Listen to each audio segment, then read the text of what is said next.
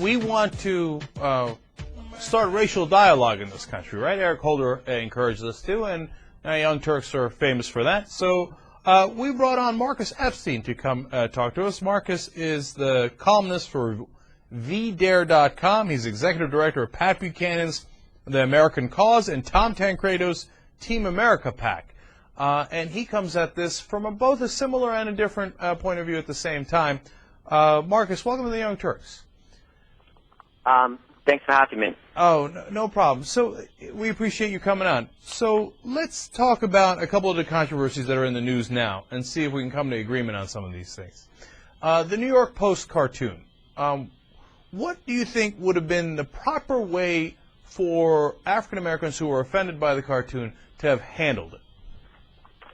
I think that they just need to understand that not every single joke is about them, and, I think that they should have accepted the Post explanation, that not every single thing that has a gorilla is racially motivated. And it seems to me that even supporters of Obama have gotten in trouble for monkeying around, so to speak. There was one Hispanic woman who told her kids, who's an Obama delegate, who told her kids to stop playing in the trees like monkeys, because they were actually playing in the trees with some black children. And she, although it ended up getting rescinded, was fired from the Obama campaign for that.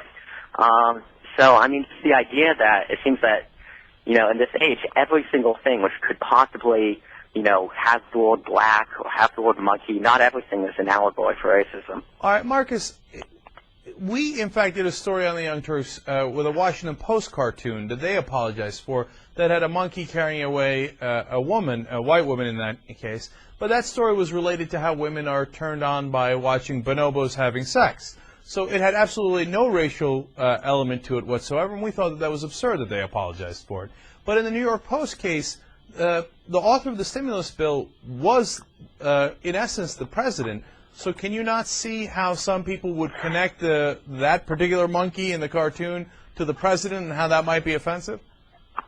It goes that old phrase, if you put 1,000 monkeys in a room, they'll eventually produce Shakespeare. And there's even a term for that called the infinite monkey theorem, which is by definition based on the idea that that monkeys on a typewriter are going to write something completely insane. And so this is just that's clearly what they were talking about. And,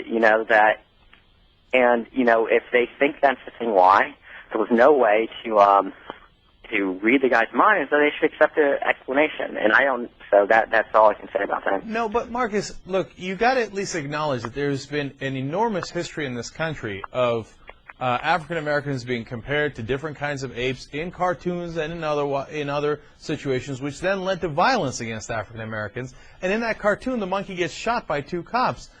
Is it not possible for you to say, hey, I see where they're coming from, but still, it was our fault for not recognizing that it's not the intent, but they should have recognized that it has that history and not done it. Can you not see that? There clearly have been some caricatures of African Americans where there is a ape-like figure which might be looks in between a human being and an ape and accentuates the stereotypes of blacks.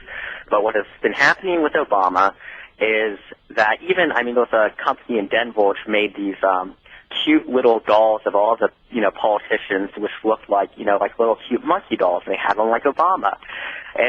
And again, they were accused of racism, and these were Democratic supporters of Obama. So yes, there are all cases when in the past where African Americans have been associated with monkeys. I don't know that that's necessarily what caused violence to them. I don't know if there's a specific case that you can point to me where someone saw a monkey cartoon which was aimed at and then committed violence against African Americans, but there definitely was racial, that was a bad racial stereotype which people shouldn't use. However, monkeys are the closest, animals to human beings people love having anthropomorphic monkeys. They love monkeys looking like, it's something that we use. If you look in a dictionary for adjectives of, of monkey, there's all these words like monkey balls, monkeying around. You had all these people say to Bush, "Hail to the chimp." They all said that Bush looked like a chimpanzee. I know, but there has not been that history against white people. And blacks just need to get over it and say not every, and just not assume that every single thing is racist. Marcus, can you understand? Look, what I'm trying to tell the progressive side is, let's not call everything racist because it's going to turn people off and it's going to have them in a defensive position where, in fact, we need to have this conversation. But when you say, hey, black people need to understand not everything is racist, etc. Do you see how you're not really helping the conversation? Because you're turning everybody else off thinking, oh, this guy's never going to see racism in anything. In fact, you have here, you say that John Rocker and Rush Limbaugh and other folks have been accused of racism, but they said things that were clearly racially insensitive. Rush Limbaugh says to a caller, get that bone out of your nose before I talk to you. I don't know how else to interpret that. John Rocker I'm not said familiar things with that against... case. What I was referring to with Rush Limbaugh was when he was suggesting that Donovan McNabb got preferential treatment, got favorable media treatment because the media was hoping to have African-American quarterbacks, and he was then... I don't want to go back and debate that. Marcus, I don't want to go back and debate that issue. This is a conversation about... race in sports, and I think that that's something, and that was, he wasn't saying that in any sort of mean or politically incorrect way.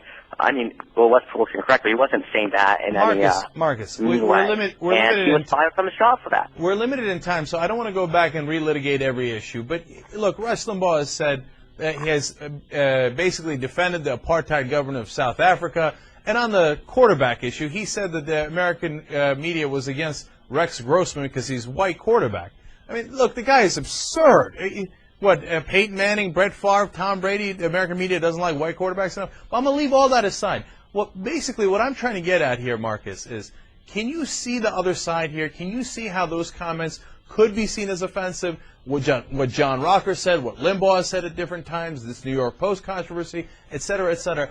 Wouldn't it help the conversation if you can say, hey, I got it. You're right. You have suffered all of these racial, not just indignities, but actual violence against African Americans because of this throughout history. And I want to be a little bit sensitive to that, and engage in that conversation and get to a better place. Can you not do that, Marcus? I think that whenever you get into that conversation, it's basically saying that these collective sins of the past are responsible for problems now, and I don't think that is productive for African Americans. I don't think it's productive for whites. Perhaps that we could say that at one point we'll go back to the post-culture, what we were mainly discussing. I don't think the Post, in this case, the Post seemed to say, look, this was not what we meant to do. We apologize to people who were offended by this, and it didn't help. And you still have people like the NAACP calling for everyone to get fired. So, are you willing to say that the NAACP, after the Post, gave the explanation and basically did what you told them that they should do, that the NAACP and Al Sharpton should lay off them? Well, first of all, I said on national TV that Al Sharpton shouldn't call them racist, so yes. I'm glad to hear that. Okay. Second of all, look, that you got to acknowledge that first New York Post apology was totally half-assed. They said these are the people who are detracting from the New York Post, our critics, are being opportunists by attacking us for this. The later Rupert Murdoch apology was definitely a little better. And there comes a time when you say, all right, look, we got to call this thing off and say, all right, we've made our point. But at the same time, what we're looking for, Marcus, at least what I'm looking for in this conversation, is for both sides to acknowledge the two different sides. And I'm not getting a lot of that from you. I'm getting a lot of, look, they should not bring this up, et cetera, et cetera. But the stuff, you said the stuff of the past doesn't really bear on what's happening now. But you can't possibly believe that. Why are so many African Americans in the inner city? Because of the history of racism and bigotry and civil rights violations, et cetera, et cetera. You have so many other cases where you can say, those clearly, you have groups. If we're going to talk about this, why is it that, the interracial crime rate, for example, something like rape, there was 1,000, black black on white interracial gang rapes for every single white black on white gang rapes. And then when you have something like the Duke lacrosse hoax, there was tons of media things, and we say we have to understand what this means and everything like that, and it's all about race.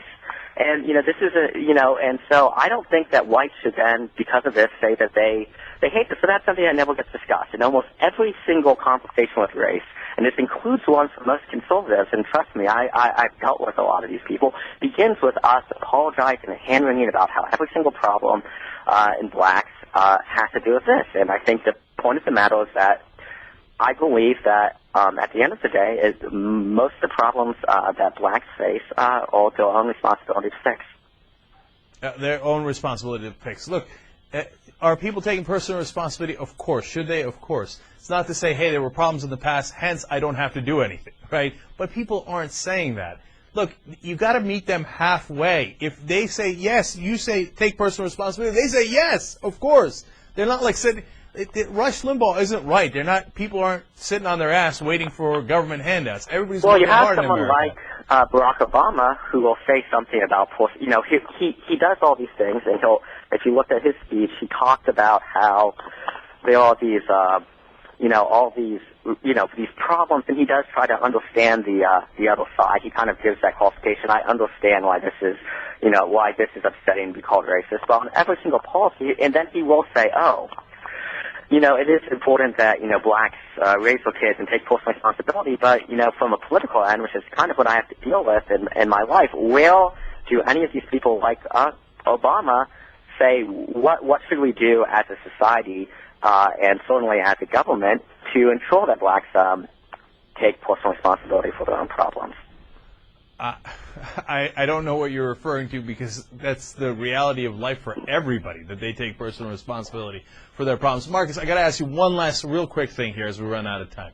I'm asking you to go halfway and say, look, although, yes, of course, everything is your personal responsibility, can you at least acknowledge that we got into this mess because of what has happened in the past? I'm not saying that you dwell on it. I'm not saying that you say the solutions are hence in the past or anything along those lines. But can you see how we got in this mess in the first place? And once you acknowledge that obviously, had we not had, brought slaves to this country, then we would not have a major black-white conflict. But if you look at almost every single society where blacks are, and, some of these, they don't do as well as whites. And so, the idea that this is not unique. I mean, this happens with black immigrants into Europe. This happens to blacks. So, I mean, every single place. So how is it that every single place is all fault? I mean, if you look at this from entire, and of course there's other groups in this country who have faced discrimination, and they've done fine. So, yeah, we wouldn't have had this problem if we didn't have slavery, and that was a terrible system. But other than that, I don't really think that any of the problems, maybe for one generation, are attributable to, segregation and other bad policies which have been over for over 50 years. Well, so, we tried to raise... Maybe I met you an eighth of the way there. Well, no, I don't think so. I don't think you went there at all. In fact, I think you went in the wrong direction. We tried to have a conversation about it. But, Marcus, you're dead wrong. Everywhere blacks are, they don't do as well as other people. That's a preposterous statement. And now, by the way, African American. What country can you say the United States of America have a lower crime rate than the whites, or they have higher educational achievement or higher education? Marcus, that's a ridiculously ignorant statement. You're not understanding exactly what I've been trying to tell you. Look, how did we get here? Telling me that even these countries which are run by blacks, say like we're in South Africa. I mean, every single thing has been done where they're in charge. You think that every black country has a higher crime rate than every white country? No, I'm saying within each country, blacks have a higher crime rate than other races. I mean, that is a fact. That is not a fact. Where did you get that fact, Marcus? Where's that fact from? I don't have everything offhand, but that's right, because that's an assumption. That is not at all a fact. Discussed it. Like I said, I was walking around in a hotel, so I don't have every single fact at my fingertips. So I'd be happy to send you an email. That's because you made that up. If I don't, you can go ahead and say, Marcus, you know what? I'd love for you to email that fact to us. Okay, I'm going to give you as much of a chance as possible. Look, Marcus, this is why people get turned off by you. Okay, because look. you think that black people are? What you're saying here is that black people are naturally more violent. I mean, that's what you're saying, not what right? I'm saying. No, but that's exactly what you said. They said this is a problem which cannot be attributed to racism. It's their own problem because blacks are more violent. It's not racism; it's their fault. I'm just simply saying that this is not that if these problems take place in every single country, then why can you say, with a variety of different reasons, then why are you saying that this has to be white racism? Is the white racism? So what are you saying then, Marcus? Are you saying that it's black people's fault? I'm saying that it's not white people's fault. Okay, so that in your mind, you've made up the fact that blacks have higher crime rates everywhere, and that since it's not white people's fault, it must be their fault that it's... I can't draw any other conclusion. You tell me. You're on the line right now. You tell me, what is your conclusion that you're trying to reach? I'm coming to the conclusion that I do not feel that the problems facing the African-American community and blacks in the world is the result of oppression and racism and imperialism, and that I don't think that every single conversation to start with that, and I think that so us as a society why do you think they have the higher crime rate? You think they have the higher crime rate. Why do you think that? And it hasn't worked. So I don't why know do you the think they reason have the why, higher but I'm crime saying rate, this Marcus? is one reason that it isn't. You claim they have the higher crime rate in all the countries. That is not true, but that's your claim. So why do you think they have it? We can't have why do you think they have it? Why do you think they have the higher crime rate, Marcus? You can say Marcus Epstein lied on the show. He made something up. Okay, Marcus, let's assume you're right. Why? I'm not assuming you're right, but according to your theory, why do they have the higher crime rate? I don't know. I'm just simply saying. I'm not but I'll say this. If someone suggested, and I don't think this, I'm not saying this, but let's say if there was some sort of, genetic or natural reason, which I'm not saying is the case, I would be called a racist. I would lose it.